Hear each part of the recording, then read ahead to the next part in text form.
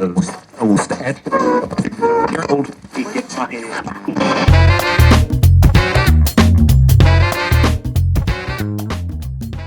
Niver Land, Season 3, Episode 1, today with Jon Cheng. Jon Cheng is the food critic for the Star Tribune. Not food writer, food critic. His job, his literal job, is to tell us what he thinks about how we're doing in our restaurants. We don't have to like it, what somebody else thinks of our restaurants. We do this all the time. People like it or they don't have to like it. Jon Cheng, though, as I think you'll hear from our episode today, if you study it all or ask or wonder who this person is that's writing about your food, do a little investigation, you'll see this guy is eating a lot of food. So we get to talk about who Jon Cheng is today, where he comes from. We're going to introduce him to Minneapolis, St. Paul, Twin Cities, and Minnesota. Thank you for joining me, Niver Niver Land. As always, produced by my friend and a very professional person as well, Matthew Goodrum, Gleam Tower Media.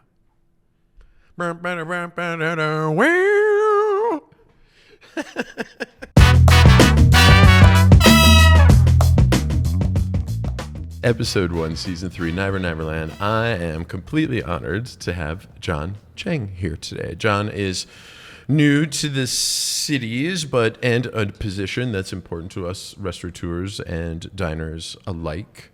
He's the food critic for the Star Tribune. Hey, Jon Cheng. Hey, Tim. It's a pleasure and honor to meet you as well. Thanks a lot. Thank you for hosting me. I am sure. You've not been in the city long, but I am sure you've heard so many good things about me that when I DM'd you on Instagram, your immediate response was, yes, oh heavens, it must be really easy to make a decision to come here and sit with a restaurateur as a food critic after just a few months. No, I mean, I had to clear a few things, but I have heard of you, and it really is a pleasure and honor to be here tonight. I was totally joking about that. Being important, of course, and that people would know me. However, you know, it is a city now that I've been in quite a few years. And like I said, I interviewed or had Rick Nelson on here. And it was so cool because I had with him this history of things kind of that we did together as I was opening restaurants and serving or doing whatever I was doing. And he was getting into his job. And then all of a sudden, he is able to move on and do something else that he wants to do. And I'm stuck doing the same stuff. It doesn't seem fair, Jon. But with the passionate scenario that we have to have for this business, it's not surprising. I really just want to kind of get to know you a little bit. So if I say something that's intrusive and you don't want to answer, just please say not. You know, you can call me Niver, by the way. Yeah. Okay. Or Tim, whatever. But cool. Niver sounds more appropriate. Well, I'm not sure it's more appropriate, but that's what people know me as. Okay. I did a bit of research, as I do, and I'm happy to say I have a lot of questions about kind of where you're from. And you know, on your Instagram you list Minneapolis, San Francisco, New York City, London, Boston, Hong Kong, and Singapore. Have you lived everywhere? Have you lived in all of those cities? I have. So I had the great pleasure of growing up in Singapore. Lived there for a decade and a half.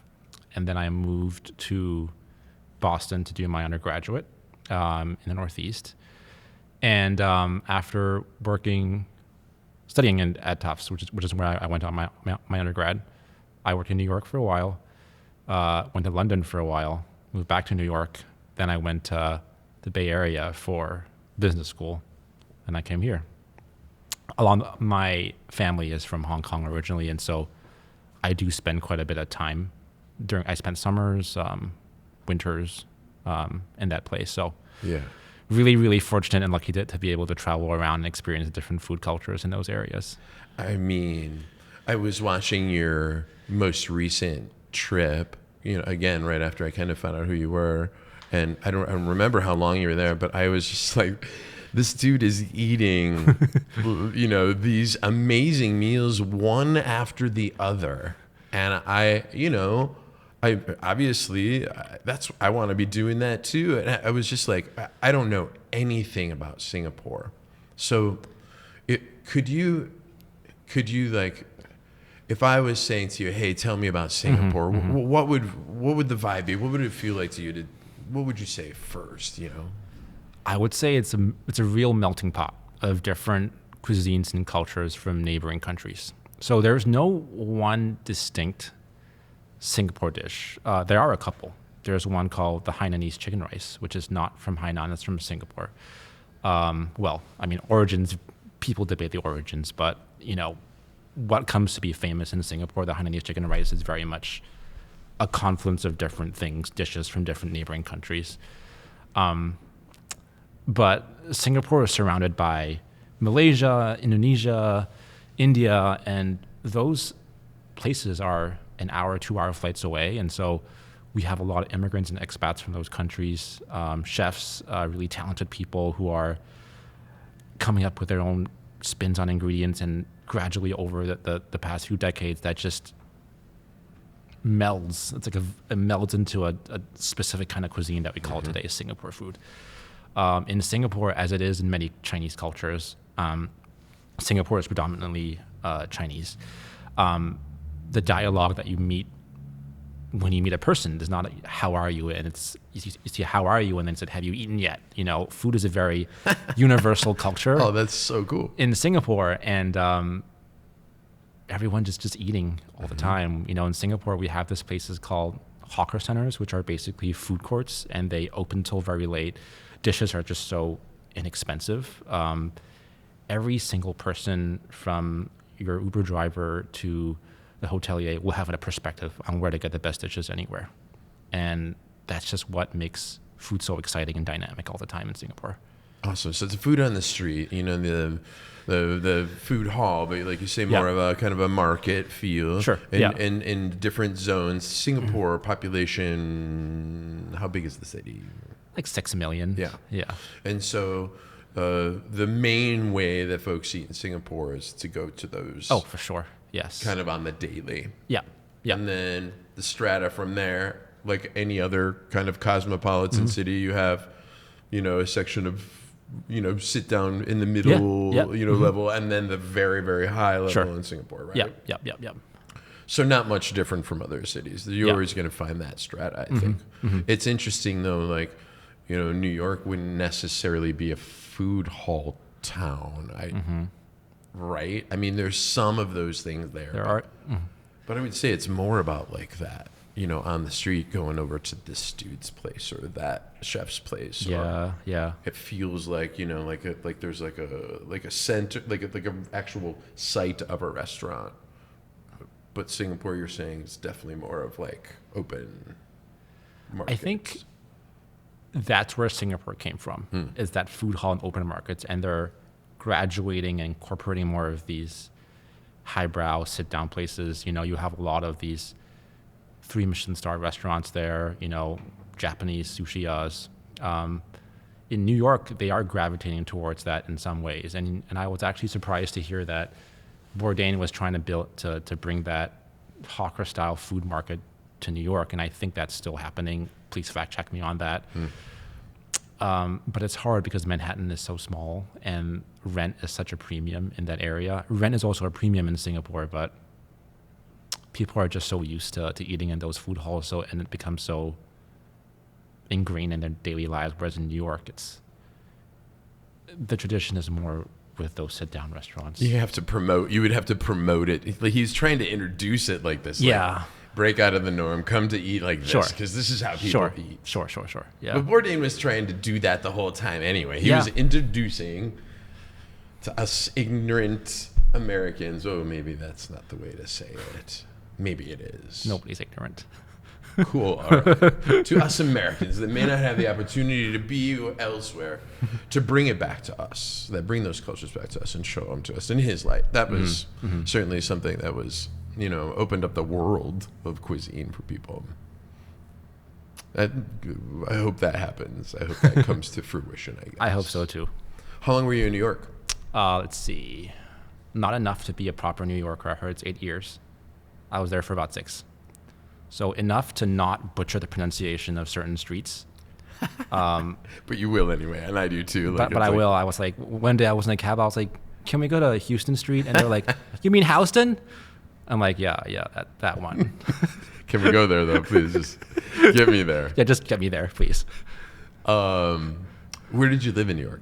So I lived in Hell's Kitchen. That was where my old office was. I worked at an ad agency. Great little spot. There are, I think, a Thai restaurant in every single block. I think I've eaten more Thai food in New York than I've ever eaten living in Southeast Asia. And the Thai food there is amazing. Amazing. Yeah. High level. Yeah. A lot of Thai food here that I live on. And and it's nice to have some variety, and you can see the changes from family to family, kind of Sure, how they do what they do, and I completely appreciate that. And then wait, was New York City prior to San Francisco? That's correct. Okay. Yeah. So then you're in an ad agency. It's cool. That sounds cool. New York City ad agency. In theory.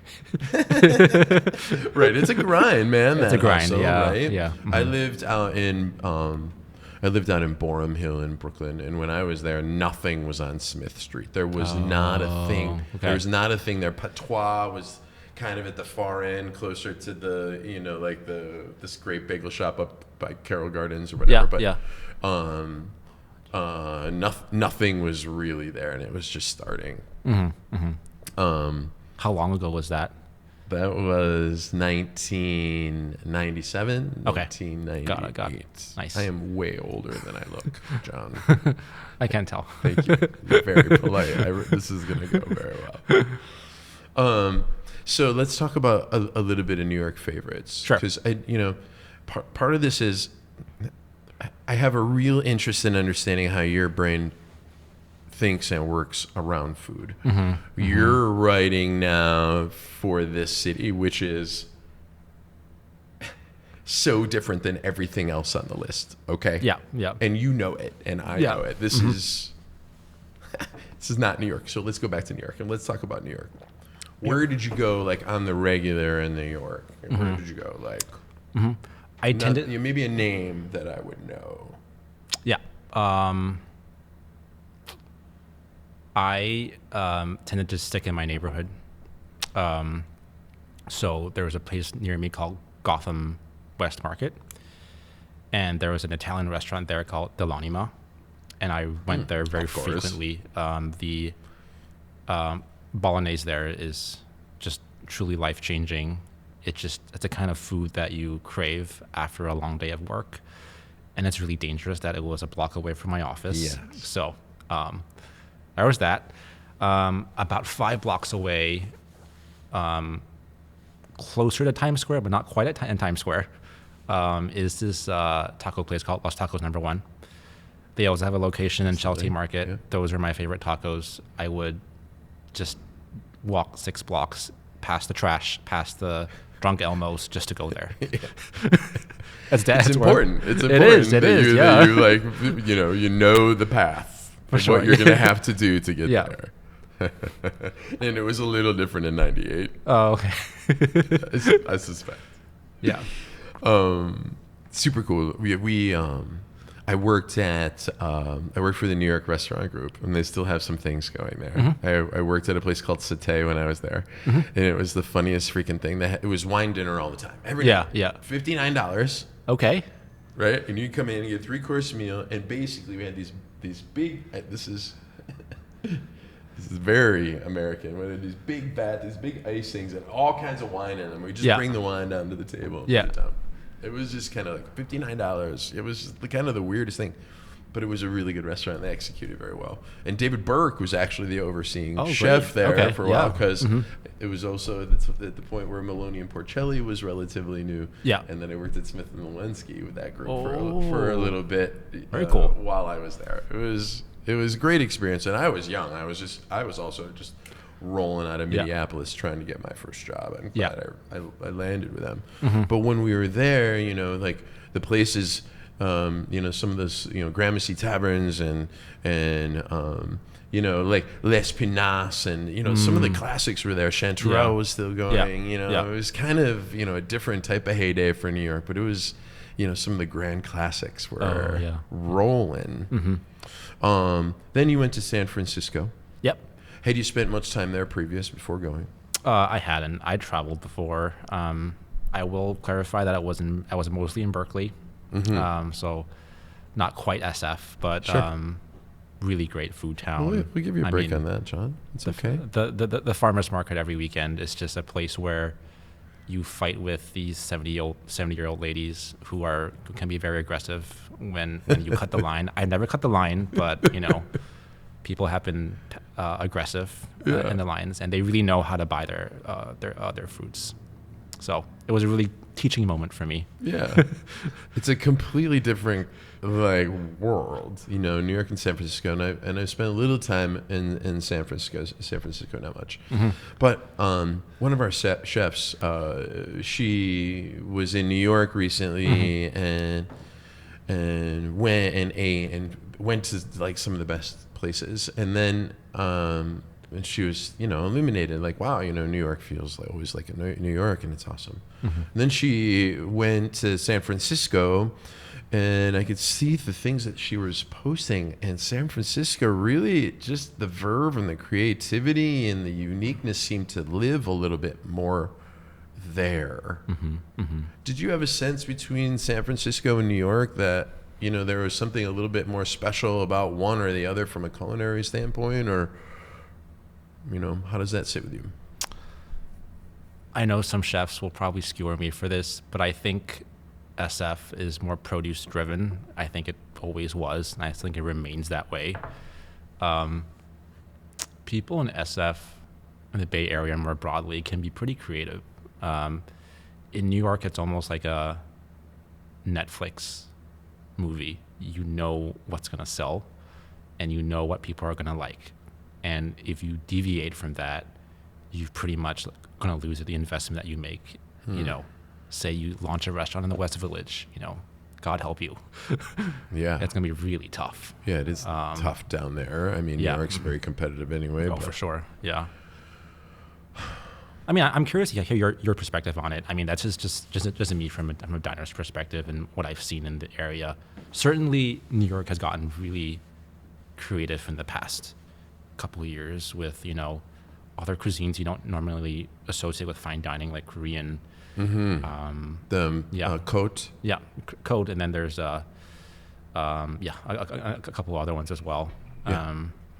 Well, and it's nice to see, and it's obviously it's not like it's not creative in New York. My God, you go there and you can get blown away in a million different levels. Yeah, I had lived there, and Momofuku had opened when I was there, and I didn't go. And then it was many years later when I went for the first time, and it was all the cookbooks had been written, and Cheng had already done every podcast and every show or whatever, and that's when I went to Momofuku. It was years later, and it was still so fucking impressive. It was still so fucking good, and wasn't even necessarily the busser was trying to get us out of there. He's like, you guys done yet? You done yet? I'm like, man, I'm just trying to eat my soup, dude. Give me a minute. And he's like, yeah, eat your soup, dude. So you're kind of getting hustled and bustled along in there. But God, it felt so special to kind of be in a spot like that years later and have it still just be kicking and on point. Yeah, no, for sure. I think the original noodle bar was 2004, and you go back and we opened a new location in the sparkling Time Warner building, and everything still feels so fresh. From the cornflake soft serve to some of the other ramen broths. I think what Cheng is doing is very progressive. I think he continues to push the boundaries. So yeah, I wouldn't say that SF is more progressive. I think there are a lot of talented, progressive, creative chefs in New York, but it just seems so hard nowadays. Well, it is. We're amidst this recovery. Oh, right? yeah, for and sure. We're all trying to just get our shit together. Yeah. Literally get back on our feet after all of this. And we're making compromises. Mm-hmm. Mm-hmm. We fucking have to. Yeah. Like, and I don't want to. I don't want to. And I think some places don't have to. Mm-hmm. Mm-hmm. I think some places just cannot. Like, you know, like conceptually they could never make a compromise. Mm-hmm. But wow, it is this climate of trying to be as good as, you know, where you were pre-COVID and figure out, you know, how to do this kind of in the new restaurant economy is really challenging, and to have it be perceived better, you know, like I'm feeling the screwiest thing is service. Mm-hmm. Like, you know, the size of menus and people whittling down a menu so you can get the food out of the kitchen. Well, that doesn't surprise me at all. Yeah. The amount of service that we've lost in this pandemic Mm-hmm. is just, it's really tough. Mm-hmm. It's really tough because, you know, you really want to put that, you know, that the service is just so freaking important. You Mm-hmm. really want to put that sparkle, you know, on the other half of the deal is service. And it's been hard to kind of, you know, get on top of what works and what we can pay for and afford while the cities return Yeah. to their normalcy. I don't know how much time you've spent in St. Paul, but it's been really quiet, man. Mm-hmm. You know, you consider that when you're writing something that, you know, what these people have gone through. You know, when you're writing a review, can you block out, you know, what people are going through and just kind of like write about what you're seeing no matter what the underlying circumstances could be? Well, I am aware of all the, you know, the hardships and what every chef and the service industry has gone through in the past couple of years. That definitely does weigh on my mind more heavily. I will say that when the pandemic got a little worse in the winter months, December, January, the Tribune and us took a decision to, I would say, pause on formal reviews and do more features for a while, just out of just when restaurants were starting to limit their capacities and enforce mask rules and vaccinations, which is something that I've It's all part of the weird experience we went through, and I Yeah. appreciate the courtesy. Yeah. Sure. We appreciate the courtesy. Yeah, of course. I would love to. That's obviously tough. As a critic, it's hard to, you know. I always do take that into consideration, but I also want to be fair and balanced when I You're a critic. review a restaurant, as is the role of a critic. Yeah. But yeah, it definitely. So what if you did? I mean, what if you put on the brakes on your own work? I mean, that wouldn't go. Yeah. You see, you have to, like, you know, and I also think on the other side, you know, we have to buck up too. You still have a product you're putting out there every day. Sure. Yeah. You know, you still have to have pride in every little single dish that comes up in the moment, and you know, and progress through this. I mean, if you're gonna be open, better be your best stuff. Yeah, for sure. Yeah. And then you're gonna say something about it. Yeah. Yeah. And I do. Yeah. Yeah. Yeah, yeah, man. I mean, it's your job. It is. Yeah. It's your job. Your job's hard. It definitely. There's definitely a striking balance between being honest and fair, and also, well, obviously knowing what's behind the counter, what's going on in the kitchen, and you know the effort that is taken to build a restaurant. I definitely do get feedback on some of my reviews. I have gotten some mail, some comments that have definitely. Oh, dude, I want to read that so bad. I want to read all of it so bad. This is your Yelp, man. You know, like here you go. It's like me internally reading mean tweets to myself. That's definitely a daily exercise. Oh, John, I just felt bad for you for a second there. I had compassion for you, my friend. But you know, you're slightly surgical with your words. I can be, yes. And I use the word slightly, and you know, I was gentle with that. I've read a couple things. I was like, oh, you know, you make that face. I'm like, damn, dude. But also, you know, I like what you're saying. Mm-hmm. And I think I get where you're coming from, and I could be wrong. Mm-hmm. We may try to get to that a Yeah, little bit. sure. I love that you said, you're not a food writer, you're a critic, and we have to really point that out. Mm-hmm. You're a critic, Mm-hmm. and you're saying you're getting some mail on this. So the confidence that you have to write the things that you write, where does that come from? Like, how do you feel like you're right in saying what you say? Yeah, I don't have a culinary school degree. I just like to eat. That's where I came from. I think some of the false sense of confidence came from when I was little, and I always seemed to have a perspective on every dish that I ate, starting when I was really little. I remember when I was 10 or 11, and sometimes we go out to eat, the restaurant manager comes by, like, how is everything? And the default response is, oh, it's fine. But I always have something to say. And I got that platform when I was 12, 13, and when I had my own TripAdvisor account. I would write, little blog posts about these restaurants.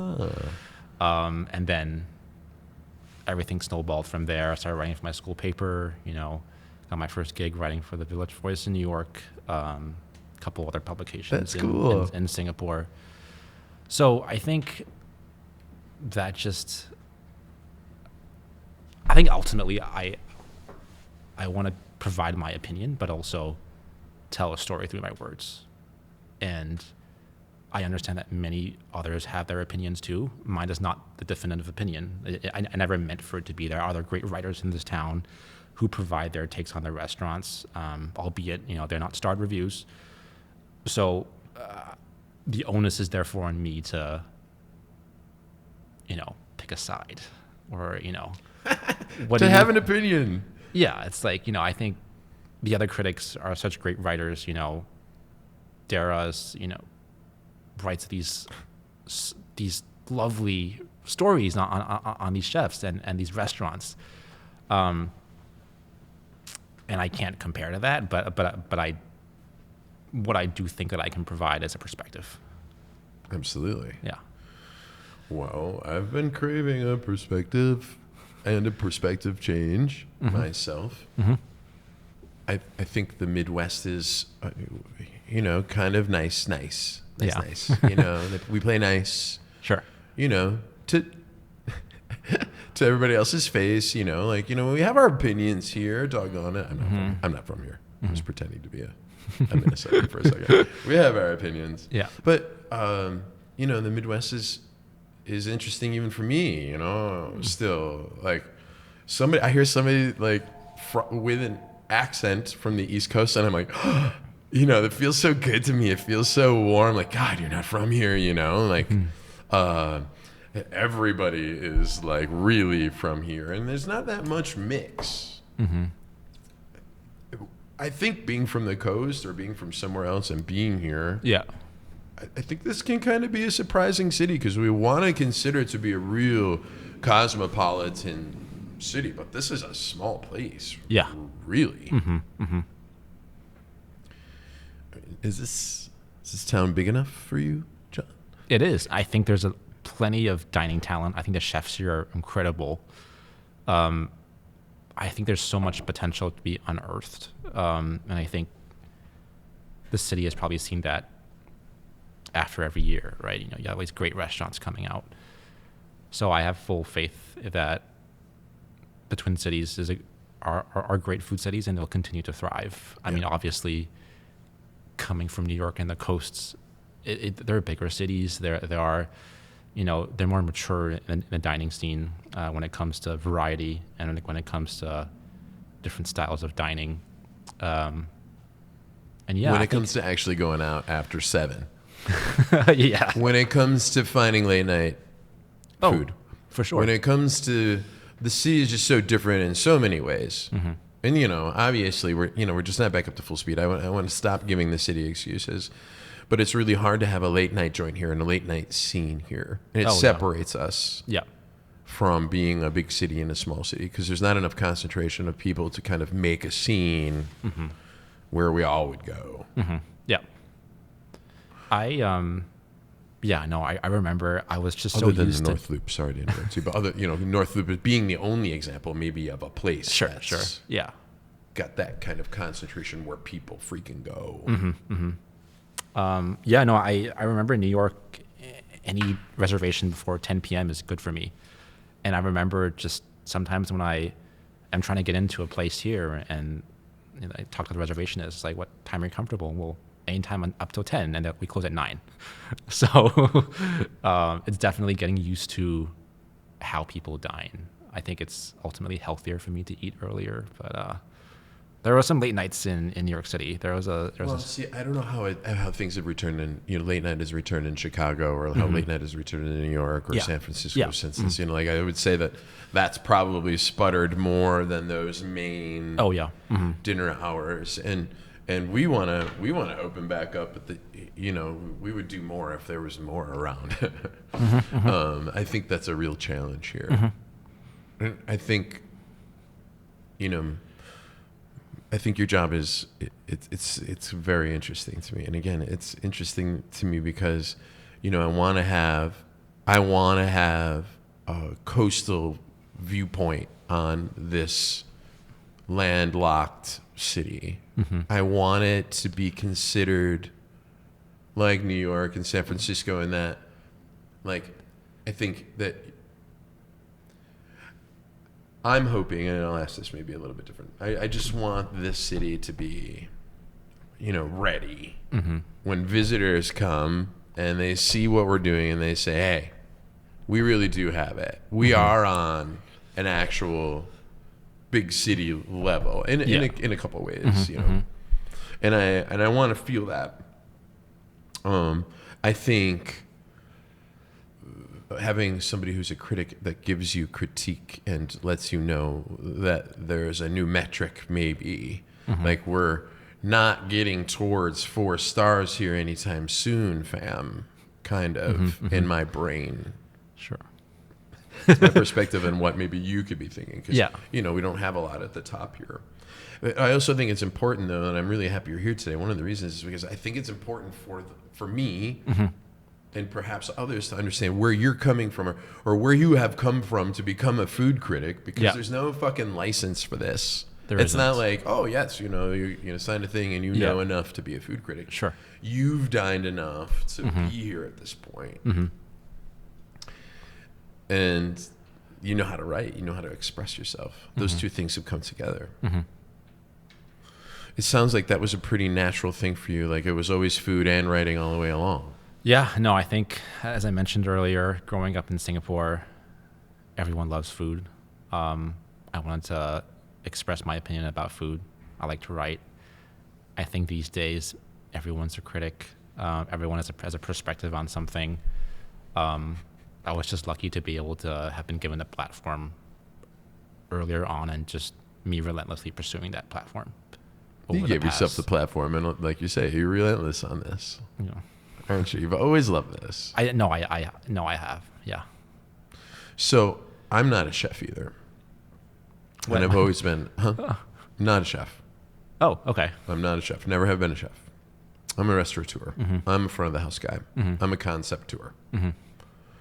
I like the creation of all of this stuff. And I too think, not having been, trained as a chef, that I've eaten so many meals and been around enough that this is something I know about. I just know about it. So when chef's going to put up a plate in the window, there's thousands of dishes preceding it that allow me to assess this one appropriately. And, we do some things that we know everybody will like, and then we have these things that we want to be playful with and take a chance on. And so I offer my deep perspective on it, or I'm like, oh, I don't know. And then the chef goes back and works on it. We have to find our own ground with where we are here again. And so I think you're helping recalibrate the cities, and I'm not sure people understand that quite. You're recalibrating. So are you giving somebody 2.5 stars here? Is that the same 2.5 stars you would give a restaurant in New York? I would, yes. Okay. I'd love to know that. And so 2.5 stars in New York. Holy shit! Marcus Samuelsson got, and it was the New York Times. This isn't the New York Times, but it's a top 20 media market, right? It's a pretty big market. Yeah. Marcus Samuelsson got 3 stars from the Times, and that's what catapulted him to stardom. Yeah. So when I see your 2.5 star reviews, I'm like, well, in fact, I texted Nick Kosovich and Tommy Benoit. I'm like, dudes, I think you nailed it. I think you nailed it. And they're like, oh, Nick. Apparently, previously in a previous podcast, I said that Mr. Paul's was frivolous. And Nick, I don't think, appreciated that. And I kind of went back to explain, you have to be so careful with your words, huh? That it meant frivolity, that a place like that has such a certain frivolity to it. Like, it's a circus. That's what Nick wants. It's always been kind of like, turn it up, turn it up, turn it up. Yeah. So it's not supposed to be serious. It's funny, though, how particular, what people hear what you say, and they pick on it, and they're like, oh, man, that sucks. But I thought the review of Mr. Paul's was positive. That's a highly recommended restaurant. It is.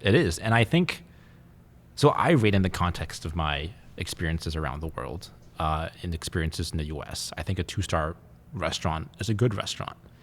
I compare Mr. Paul to, say, a Dirty French in New York or a Santina, which I closed, but it's in that Zalaznik. Santina closed? Yeah. That was pretty quick, wasn't it? Closed. I think fact check me on that. That's but right. I think close. Yeah, but I mean, Torrisi and Zalaznik and Carbone are such great restaurateurs, and they got 2 stars from Pete Wells. Yeah. Right. And I like those restaurants. Yeah. I think they add value to the community. Absolutely. They nail that theme in a certain way, in the same way that Mr. Paul's does. I'm not super familiar with Louisiana food, but the food was comforting. It was good. It was in an environment that served its purpose. As you mentioned, turn everything up. It was loud. It was raucous. It's like a party. Yeah. And that's what I wanted to capture in my review. Yeah. I mean, there are certain things that are not perfect. But John, I owned a restaurant where Nick Kosovich, like, it was a hot day, and he took his shirt off behind the bar. And I know this is not like a pleasant. I'm glad you're laughing. He took his shirt off behind the bar and took the hose and kind of watered himself down with it. And he's like, ah, and it was a moment I'll never forget. Yeah. Indelibly etched in my mind. But that's what I'm saying about Nick. Nick is the heart of the party. Tommy is the heart of the party. Yeah. And that is that frivolity. Yeah. It's not that it's unnecessary. It's not that it's concerned with detail, because his drinks are completely detailed and lovely and finished, whatever. Louisiana food isn't necessary. It's not a precise thing. Yeah. But it's that frivolity that they bring to the place. That's, I know I haven't been, I'm going, but I know I picked that up in your review. Okay. But I would imagine that it was kind of hard to, like, get on the drink train and, like, go, as a critic, like, are you ready to, like, get on that and party and, like, throw down while you're in? Or are you kind of, like, sitting back and maybe not fully going for the whole drink bit and kind of really getting into it? Yeah. No, I think it's hard, right? Because in a restaurant review, if the drinks are amazing, you can mention it, but it's usually about the food. But I think the drink and the food and the whole experience at Mr. Paul's is so intertwined that I think it's important. I did mention a couple of the drinks at the restaurant. I was projecting myself getting fully on board with the party in Mr. Paul. So that's why in my review, in the conclusion, I mentioned, the night is still young, people there ready to party. That's the spirit I wanted to capture. I didn't partake in it, but, I can see that happening. Yeah. Yeah. Well, you got to keep your wits about you. I might be, like, very easily swayed into whipping it up and not being able to remember any details about the night that I was at Mr. Paul's. I suspect that's how it would go for me. Yeah. But you have to freaking write about it and kind of, like, keep it together. And 3 stars is the most you've given out so far, right? I've given 3.5 to Omni. Oh, Omni. Yeah. What a special place. It is a very special place, unlike anything I've ever had. Like unique to the world. Yeah, for sure. And yet, you can go 6 months in and it could be unique to the world, and it's not a 4-star place, because how do you get there? Oh, I will say, for me, Demi is a 4-star restaurant. Okay. I think, So that would be the one in town. yes. There's no other. I haven't tried all of what Twin Cities has to offer. I'm sure there are some great places out there. From what I've tried, Demi is a 4-star. I would also maybe put Kado no Mize in that camp as well. Sure. So those two would be my 4-star picks for the Twin Cities. I think what Gavin is doing is both very progressive and very precise, and at a great value, I would argue, compared to some of the other places in town that have menus in that price range. Mm-hmm. Yeah. It's so intimate. That room is just wonderful. Mm-hmm. And I agree, in terms of one of my questions, like, are there, I don't even know where to find it, but what it was at this point was, are there any other 4-star restaurants in town other than Demi? Mm-hmm. And I didn't think so. Not on your scale, me thinking through your scale. Mm-hmm. I didn't think there would be another one. Yeah. Well, I mean, there are restaurants, if I were to elevate the scale a little bit more, there are restaurants that could be 4 stars, but then what would Demi be? A 4.5, right? This is a way of me stratifying. Sometimes it can be unforgiving, but to me, a 3-star restaurant should make a career, as it did for many New York chefs. Mm-hmm. A 2-star restaurant is not a bad rating. It's a recommended restaurant. I would go. Mm-hmm. I remember watching one of your podcasts with Jason DeRusha, and there was a bit where you were discussing, a 2-star restaurant is a good restaurant. A 1-star restaurant is maybe a neighborhood restaurant that I would drop in if I lived nearby, but it's not something that I would drive X number of miles for. So that's how I rate, and I think that... So we're on. You and I are on the same scale. Yeah. I knew it. You don't have to review any of my restaurants. I already know what you'd give me. So feel free not to get your surgical knife out and cut me up in front of everybody. No, I welcome it. I welcome you into my places, and whatever you have to say to me, on or off the record, mm-hmm. I would always want. I really believe we owe it to each other as restaurateurs and as the dining public. We owe it to the restaurants we go to and that we love, or mm-hmm. that we don't, to let them know a little bit about what the experience was. Especially if it was something that seems correctable. Like, you can go in and like be like, oh my God, I don't like it here, and it just feels dumb, right? Yeah. But there's we have the best mediocre restaurants in the nation, right? But you can find your way into something so nice and settle in and hopefully get it where you need to go. I want to talk about Instagram and you for a minute here. Oh boy. Okay. And but we need since we know we're kind of on the same scale. Yeah. There's a couple things, places that you were where you would give immediate letter grades on Instagram. Yeah. And I was kind of shocked by that. Okay. I don't know. I mean, you're there and you can assess it in the moment. Mm-hmm. You have all this experience behind you. Why can't you say right there C-? Yeah. Why can't you say B+ right there in the moment and then put it out there? Mm-hmm.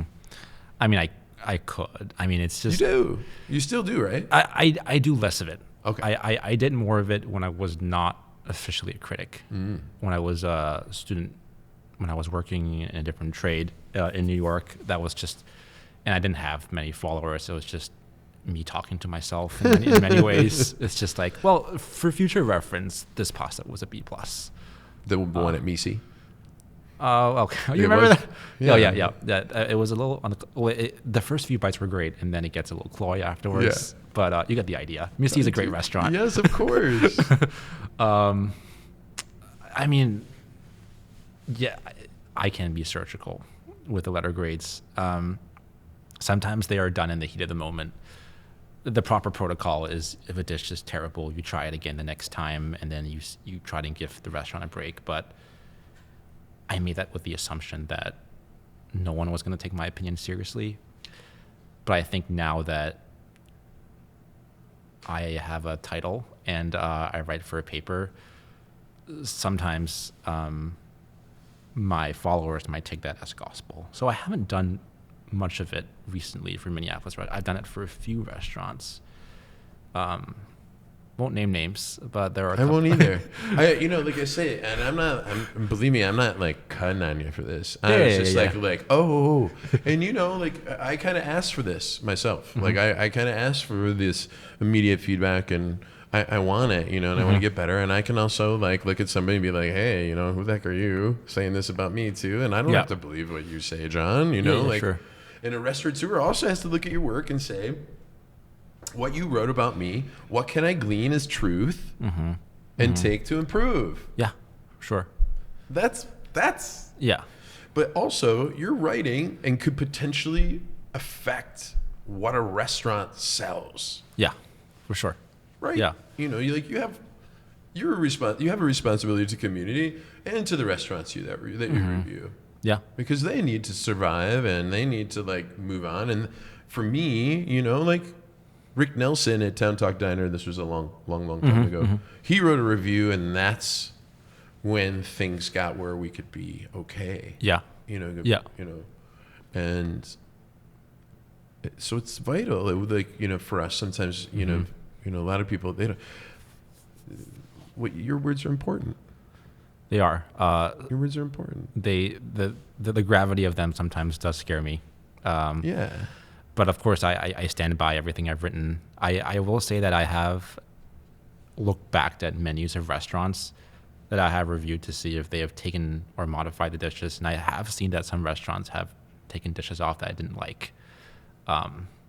So we do it all the time. Before reviews, after reviews, dishes come on the menu, and they're, usually, you try to get them absolutely perfect before they go on the menu, and then you don't know how they're going to be perceived. You don't know. So, that in and out, that on and off the menu stuff it's cool, but it's nice that, when you say something, it's a well-formed opinion, because you're coming from a place when you're saying this. You're not trying to like bash them, but you're just saying, hey, this is what the dish had on it.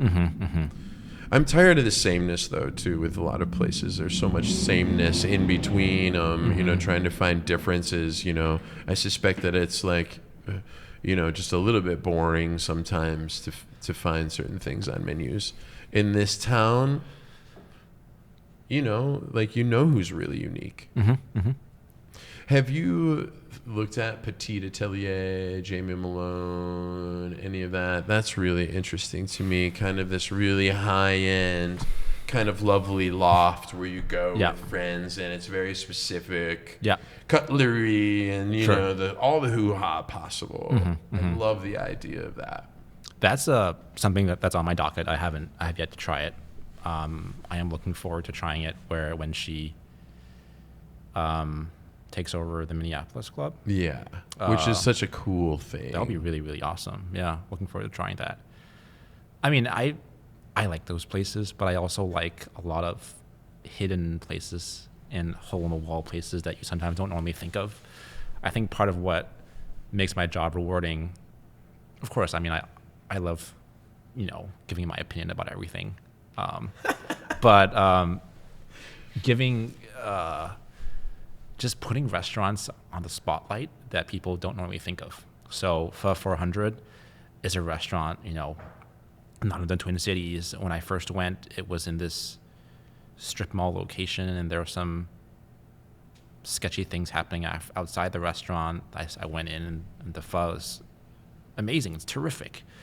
They have really good salt and pepper chicken wings. Everything there is such a hit. And after the article came out, obviously people had their opinions about where their favorite places were. But I think 2 months after the article came out, I returned to Pho 400, and they didn't recognize me, but I saw the business there was at least double what it was when I went. And that's 2 months after my article came out. So that kind of article, that kind of perk on the job is also what makes it so rewarding. Yeah, I can imagine that. You know, yeah. It's a good thing you do, man. It's a good thing you do. I have a couple quotes from this is from your Instagram, and I know this is not the Star Tribune stuff, but some of this shit made me laugh really hard. Mm-hmm. So I just have to talk about it with you. Please. Right? Yeah, of course. And in fact, Matthew was looking over my notes quick, and I have 3 things that are like categorized as LOLs here. Okay. LOL, okay. You had an average dinner at an overhyped restaurant. And I fucking died laughing when I read that because I know that all of us have been in that situation. For sure, yeah. Like, I am so stoked to get there. Mm-hmm. You roll in, you sit down, and then, you know, the air is right out of the tire. Yeah. It's like, why? But, you know, maybe that's because it's more for the masses and not necessarily... Mm-hmm. for you and I. Yeah. But the masses are fucking elated. Yeah. I mean, great. Good for them. I mean, if they enjoy it, if they have a great time, if they think that they get their money's worth, then great. Until they find something shinier and newer. Yeah. After that. Yep. Yeah. This is another one. And again, I didn't want to pull quotes from like I don't know why I didn't want to pull quotes from your reviews. Mm-hmm. I wanted to I was like just enjoying the way that you were enjoying food. Yeah. You know, LOL. Broth. You were eating a broth that was reminiscent of a sap-like fluid made from bleach and bong water. Okay. Yes, that was a very prominent Michelin-starred ramen place in New York City. I didn't get the hype. Is it Jeju? Well, Jeju? I'm sorry. Yes. Well, it's on your Instagram anyway. There are a couple people who enjoy it. I just found the experience strange. Yeah. It did taste like sap water and weird water. Yeah. I've had some really vegetable broths that are kind of like a little too cabbagey or whatever, and you're like, hey, you know, like yeah, a little green for me. And then I was both impressed and laughing about your Robuchon comment about how he must be rolling over in his grave. Yeah. About the state of things at his Macau restaurant. And yes. That Hong Kong wasn't much better. Yes. So this is fucking Robuchon, okay? Right? And I can't imagine anybody I don't know how many people in the United States have eaten at both of those places. You and a handful of others. I was very lucky to be able to try that place. I've always loved Robuchon's restaurants. I think for a man who's so precise about the number of dots you put around a cauliflower dish, that he would be appalled with the shoddiness of the cookery that was at this Robuchon place in Macau. And I think people deserve to know. It's everything from the ice cream to the bread just tasted different. Mm-hmm. And you're just thinking, if Robuchon visited, what would he would throw a pot of boiling hot water at you. For real. Yeah, he would. You know, this is kind of like you talk about culinary technique, and so, you know, you talk about culinary technique, and I'm wondering, you know, about how you know about culinary technique enough to write about it. Mm-hmm. I saw you cooked a really lovely sable fish last night, and it looked expertly handled, and the ragu looked lovely and all that stuff. So obviously you dabble, but where do you come off telling a chef about technique? Sorry about the way I phrased that. Oh, no. Of course, no. I thought it worked. Let me be tough with you for a second. Yeah. John, where do you come off telling a chef about technique? I can't. It's just, I don't get so detailed in the dish where I can fault a chef, but I can fault a chef on things that you can taste, obviously. Seasoning, you know, whether something is cooked well, whether it's cooked well or not. Yeah, I mean, I've never gone to culinary school. I watch a lot of cooking shows. Yeah. Dude, it all adds up. That's what I'm saying. It all You adds don't up have to- progressively. I'm not, I'm not trying to devalidate what you're saying. Oh, I'm yeah, just no, saying, no. It's got to be, it's a hard thing. Like I say, even for me, relating with you, not being a chef, somebody putting something in front of you and you kind of pushing it back and saying, hey, look at this. Well, you couldn't even do this yourself.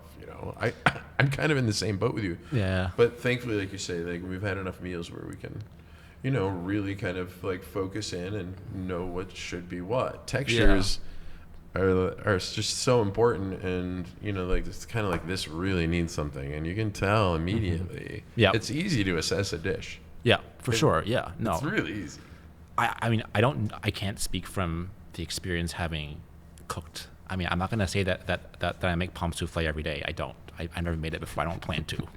But if you've tried it somewhere else where you tasting that's well, this tastes right, and then you try it somewhere else, then you can extrapolate and then guess, well, something's off. It's an accumulation of experiences dish by dish that you've eaten everywhere, and you've accumulated so many experiences, and that's why you're here doing this. So I had some cool laughs, man.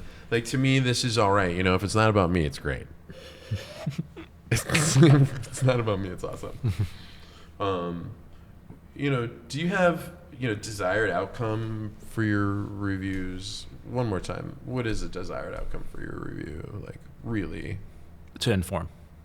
That's it.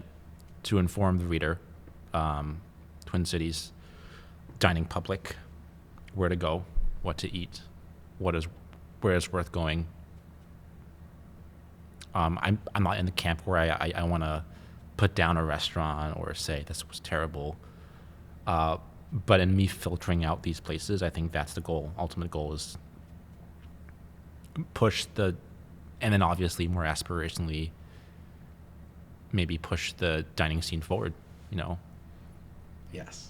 Because you do define this city a bit with your opinion. Mm-hmm. Yeah. And Rick has defined it for 20 years before you. Mm-hmm. It's a very tough platform to follow. I mean, what he's built Completely. over the last couple decades. And the beautiful thing is that you have the people there. You have this platform, and you're reaching so many people. Holy crap, these are now my people. Yeah, yeah. No, I'm super lucky to be surrounded by Joy Summers, Sharon, editor Nicole. I mean, not many cities have so many food people on staff to write about all this.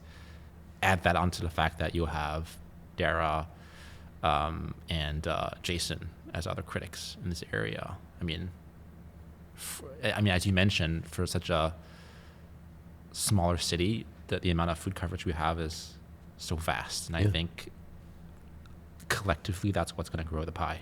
Yeah. Yeah. I like where you're coming from. I'm going to find my way in my notes here a little bit and see where I am.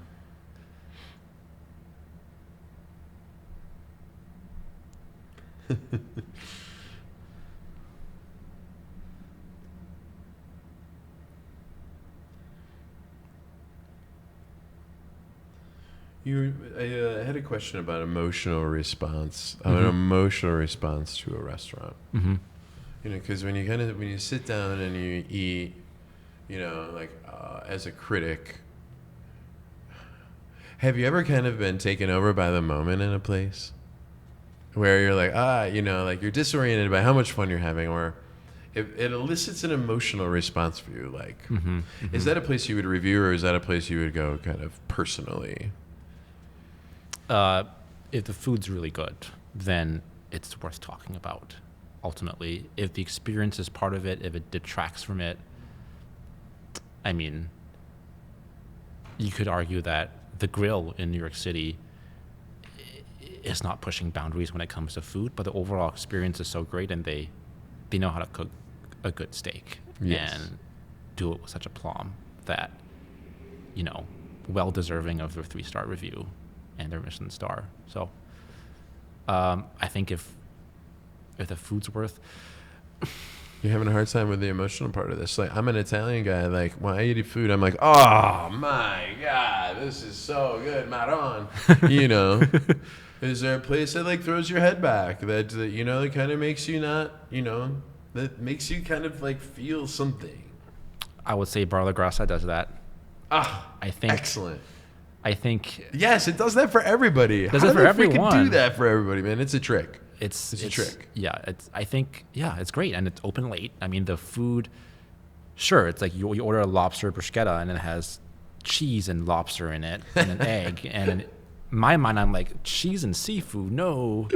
But I love that dish. I actually went there for second dinner after a negative eating experience at one restaurant over the weekend. So Hey, that's great because it makes you feel at home, like you can trust it. Mm-hmm. And I think that's an emotional response. I think that is a response to somewhere you know you can go and you can be like, okay. And that's a good feeling.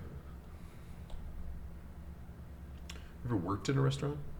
not recently. I was a waiter. I was a bartender. Worked in the kitchen briefly when I was late teens. What'd you think? We didn't woo you into our ways. You just had that curiosity and you're like, oh shit, this is what it is. Well, I thought I wanted to operate restaurants and start one, and then I realized I preferred eating in them. Yeah. Which is it's not for everyone.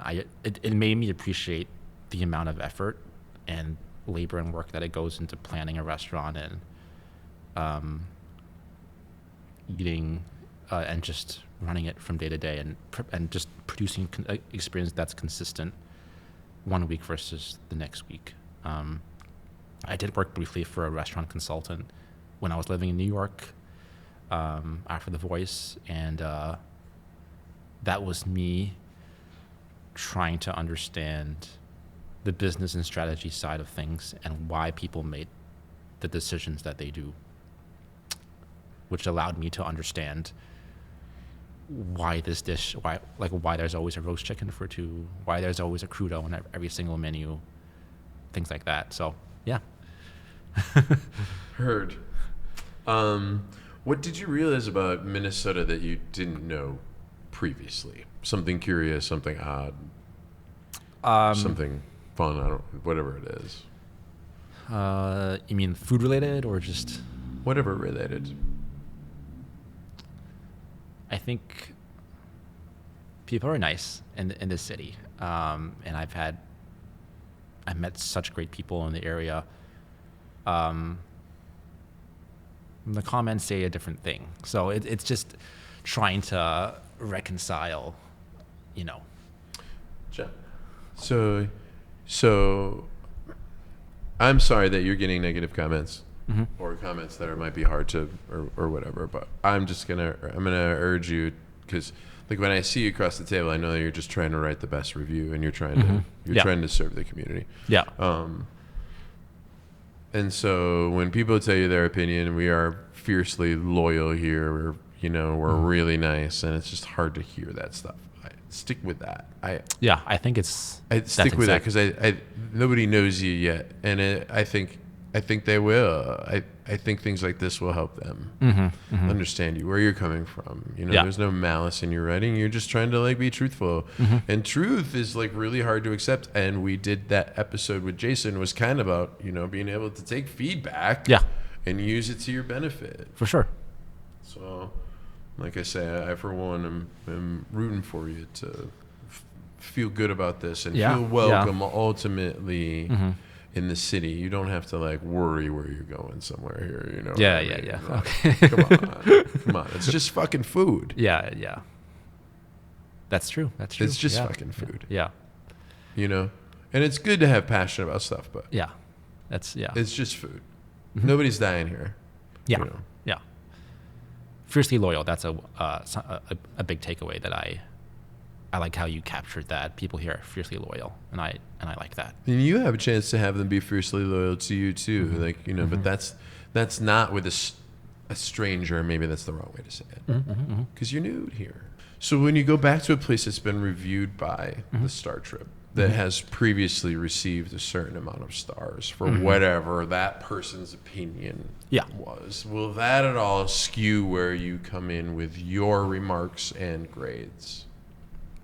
You mean if someone previously had a 4-star review or a 3-star review, does that affect what you would re-review them at?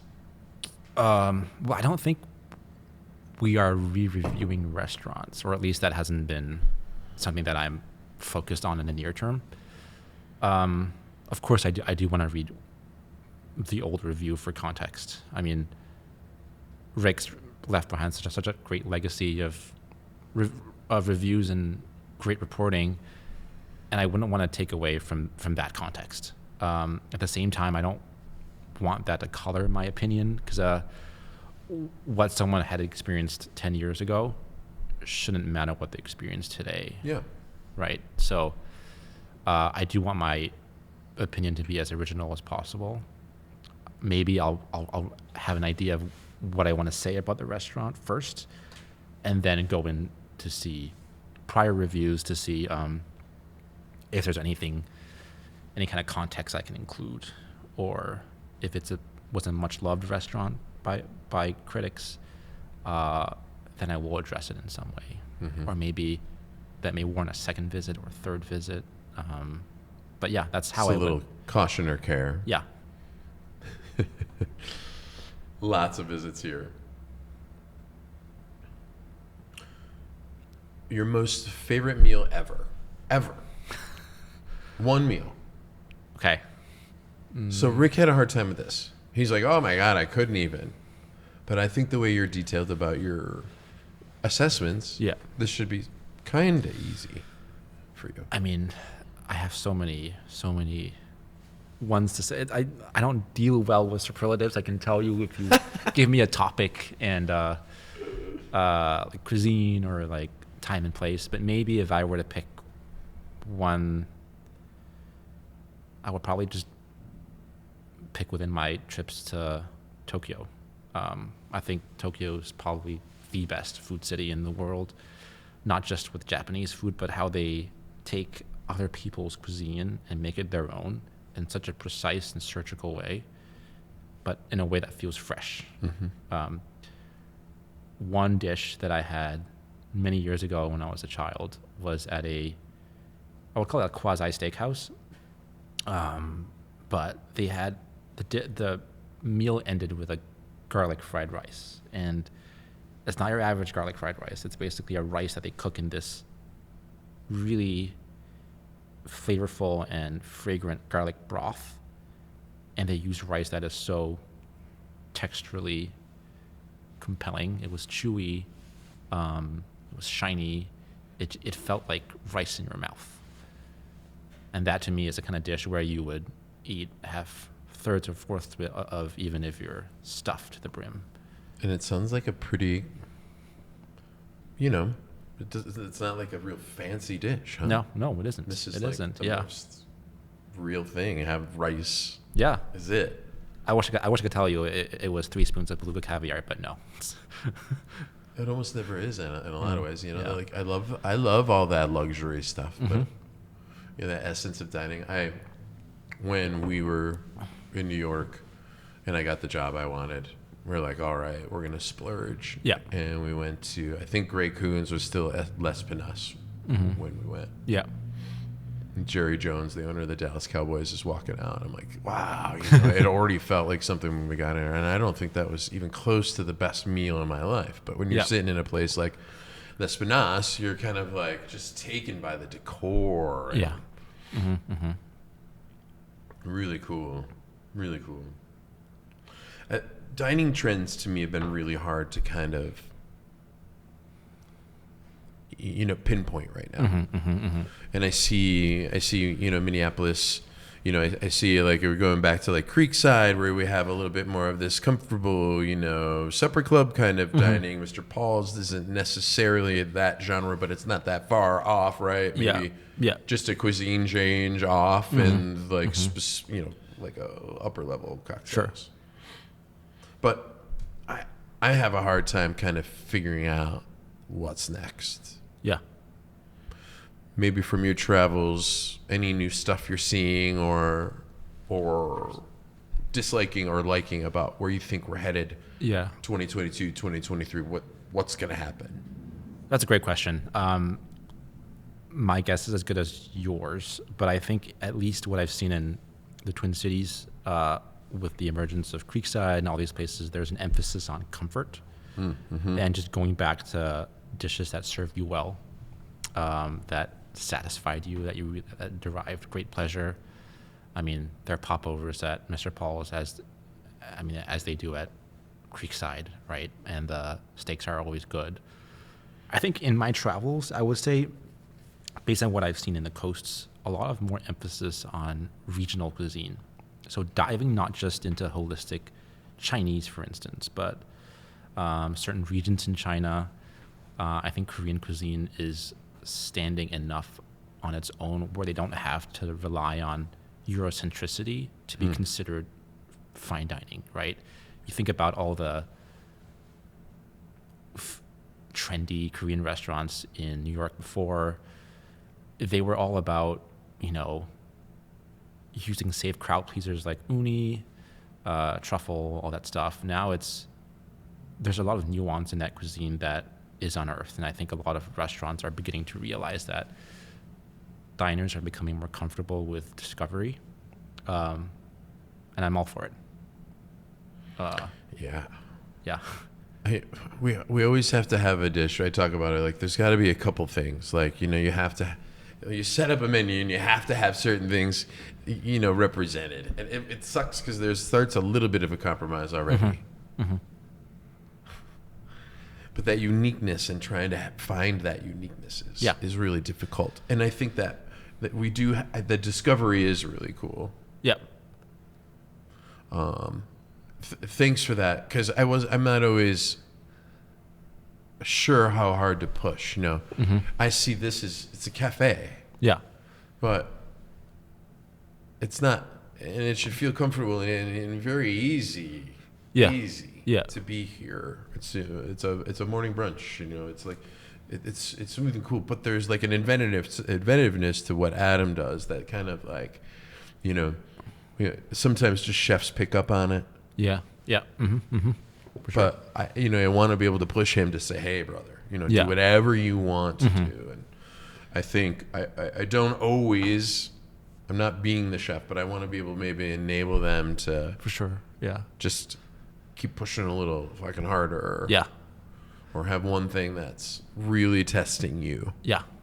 I mean, that's what I admire so much about Anamed with Kaluna. I think with Lemongrass, when you open this, I guess 15 odd so years ago, you have to lean into, dishes that people are familiar with. But I think as she grew and opening Kaluna, she's more comfortable serving Laotian food, putting a spotlight on some street dishes in Southeast Asia that you don't normally familiar with. Like I wasn't familiar with some of these dishes that she served even growing up in Southeast Asia, right? So that was the discovery for me, and I think she runs one of the finest, I would argue finest Laotian restaurants or Southeast, or whatever you want to call it, in the vicinity. In the area. Exactly, yeah. Yeah, and she's kind of a flower too. She just has a way about her and an essence that you all get when she walks by, and a really nice way with her people too, whether you know that or not. Yeah. So you're tasting her food, but you may not know her specifically. Did you talk to her? Did you call her? I messaged her. Okay, so you don't talk voice. You don't. Do you call people about reviews and? No. Well, if I fact check, I will email and ask. Hurt. Yeah. For me, the essence is like you're sitting down and eating the food. Yeah. But that person that made it for you, she's great. Yeah. Yeah. It's cool. Treat your job like a restaurant for a second. Sure. Give yourself a quick review. Use your knife on yourself. Okay. And use your scale. Okay. How many stars do you get and why For my reviews. for your job so far? I will give myself a 2. I think that's just enough for people to try. Not at the point yet where I feel people are sticking with it. I would like to get to a higher rating than that. I think if I had to diagnose my own writing, sometimes I bring in context that may not be as familiar. Sometimes I can be harsh, but harsh is just me being honest and me being fair, me being balanced. Maybe understanding more of the restaurant side, the chef side, the restaurateur side, what it's taken to build that restaurant, because obviously it's been tough, even tougher during this time period. Yeah. More, I would say more context, more local context is something that I'm working on providing. Sure. I like your out of town context. Okay. Keep that in there. Okay. Keep that in there, dude. Okay. But yeah, I hear you. Yeah. 2 stars, Jon Cheng. Yeah. Well, that's a really good review. 2 stars is really good. Recommend it. It is. Recommend it. Yeah. But you're being honest with yourself. Yeah. Well, what do you think? Of you? Well, if you had to review my reviews.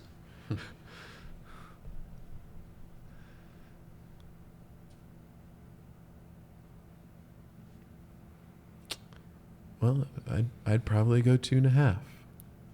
And here's the thing. I think you got way more in you. Mm-hmm. Okay. I like where you're coming from. I like reading your words. Mm-hmm. Like I smile when I read your reviews. Kind of, I can sense where you're coming from. Mm-hmm. I think you get another half on yours because of the context that you're bringing. That is refreshing to me because it is not a freaking perspective that we've had. Mm-hmm. Yeah. And I love the people in this town. All of them are great. Yeah. But it was time for a change. So for me, you're the best new restaurant. Okay. I appreciate that. You're the best new restaurant. Mm-hmm. And, and maybe it's not for everybody. Mm-hmm. And as a restaurateur, maybe my place isn't for everybody either. Mm-hmm. Even though you try to make it that way so they all come. But I mean, I love the pancakes. It was thanks, great. Man. Thanks, man. It's a good place. I'm proud of it the way it is. Yeah. And I just I think really though, like the scene is here for us still. It's an exciting time because people are coming out of the pandemic, and they do have a new energized view. Not everybody lost their ass. Mm-hmm. I'm like the looking ahead looks good, feels good. And I'm hopeful for more. And I like the young guns in town and their perspective. I think it's really going to be on these young restaurateurs to kind of fill in the gaps where some of these beleaguered older restaurateurs are maybe like, oh shit, Yeah.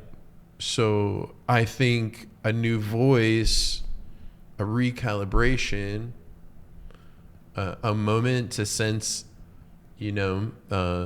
the idea that it's time to, get tough and push on and be really smart about everything and know that there could be a critic in your dining room that's going to take a look at your shit seriously.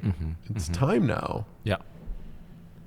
I've said before, I kind of pretend that somebody's going to come to the restaurant and review me because it's hard to keep your edge all the time. I've been on the floor forever. Yeah. And it's hard to keep my edge. And I sometimes have to pretend that somebody who's going to judge me is going to come in and sit at my table. Yeah. I fucking cleaned the mirror for you, and I didn't even do a good job. I'm like, oh my God, like this stuff. And it's okay. Like, I want to serve like that. And I want to impress you. That's great. And it doesn't matter that the food is exactly perfect, like I say, but, that we have that desire. And I think sometimes you need a little hard love, you need to take, you need a minute. You know, a friend is going to tell you the truth. Yeah. And you may not like it. Yeah. It's that we have somebody here that we don't know telling us the truth, and that could be hard. Yeah. You get 2.5 stars, man. That's a solid fucking review. Thank you. Thank you. And I mean it. I'm not trying to blow smoke. Mm-hmm. And I'm looking forward to what you bring. This was an A+ for me to be able to sit with you, though. Yeah, no, this John. is such a pleasure and honor again. I've never done a podcast before. This is my Never first ever? time. No, never ever. I wondered. You're a natural. Jeez.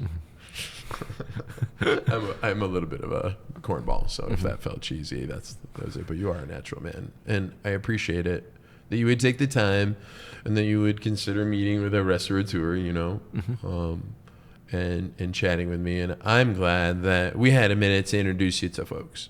Yeah, I appreciate that. You know, this is Jon Cheng, and this is Niver Niver Land. And again, Jon Cheng, I really appreciate you coming here. I'll be reading your words. I'll be looking forward to seeing what's next. And I really appreciate your time. Thanks, man. Thanks, Tim. Anytime.